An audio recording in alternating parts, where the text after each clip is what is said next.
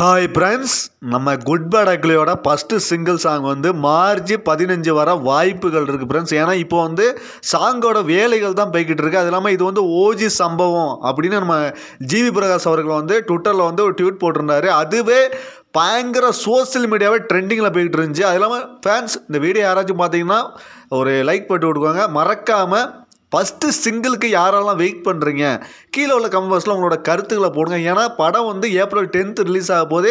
அதுக்கு முன்னாடி first single song வந்து மார்ச் 15 வரப்போகுது. சரவடி சம்பவம் காத்துக்கிட்டு இருக்கு ஃப்ரெண்ட்ஸ். அது இல்லாமல் இது வந்து ஓஜி சம்பவம் பயங்கரமாக போய்கிட்டு இருக்கு. ஏன்னா இப்போ வந்து ரெக்கார்டிங் வேலை தான் போய்கிட்டு இருக்கு.